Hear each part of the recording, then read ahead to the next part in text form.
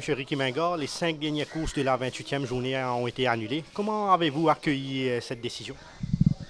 Écoutez, tout le monde sait qu'il y avait une réunion qui avait été avec les Stripes après le déroulement de la troisième course.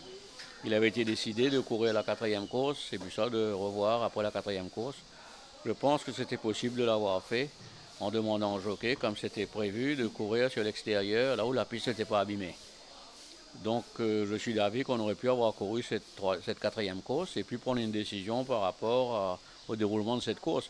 Une décision a été prise après un 1000 mètres, qui est la course la plus dangereuse à Maurice. C'est dangereux quand la piste est bonne. Donc peut-être qu'on a overreact. Et je suis personnellement d'avis qu'on aurait pu avoir couru la quatrième course. Mais ceci dit, bon, ça a été annulé, ça a été annulé. Et, ben, au moins la piste n'a pas été plus endommagée que ça aurait dû l'être, quoi. Et vous étiez parmi un des entraîneurs qui a inspecté la piste samedi. Quel était l'état du terrain à ce moment précis, Monsieur Mingard? Écoutez, la piste cette année-ci est beaucoup plus détériorée qu'elle l'était depuis que moi je suis ici. Je ne sais pas pourquoi, je pense que la maintenance n'a pas pu suivre ce qu'elle suivait avant, je ne sais pas. Mais il y a beaucoup d'endroits où il n'y a pas de gazon du tout. Ici, on court sur la terre glaise presque. Et comme tout le monde sait, avec un petit peu de pluie, ça devient très très glissant. Donc c'est un problème qui existe et qui existera jusqu'à la fin de la saison. Il faut à tout prix mettre les bouchées doubles pour avoir une équipe de maintenance pour maintenir la piste à un meilleur niveau. Après 24 journées, elle est beaucoup plus mauvaise qu'elle était que depuis que moi je suis ici. Il y a 3 ou 4 ans de cela, on avait 42 journées et c'était extraordinaire le travail que l'équipe de maintenance de cette époque-là faisait. Bien entendu que ce n'est pas la même chose aujourd'hui. Et en tant qu'entraîneur de longue date, quelle est la solution que vous pouvez proposer au MTC afin d'éviter ce genre de situation dans l'avenir?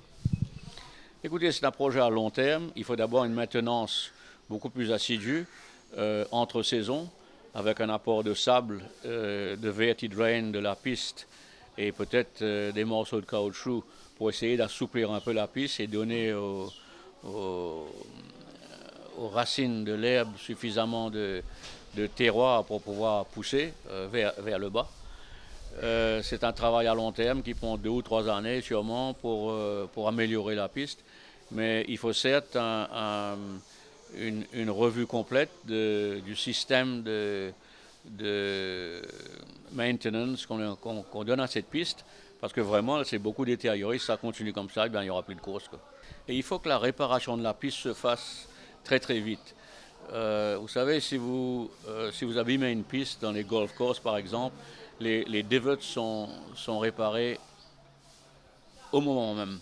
Donc, si on laisse la réparation au lundi matin, c'est pas bon parce qu'il y a beaucoup de ces racines qui pourrissent en entretemps et il prend plus de temps pour que les racines reprennent et refont corps avec le sable ou la terre qui est en dessous. Donc, moi, je crois que c'est impératif que le samedi même, après les courses, il y a une équipe qui répare la piste quand besoin y est pour rendre cette réparation, le temps de réparation aussi court que possible.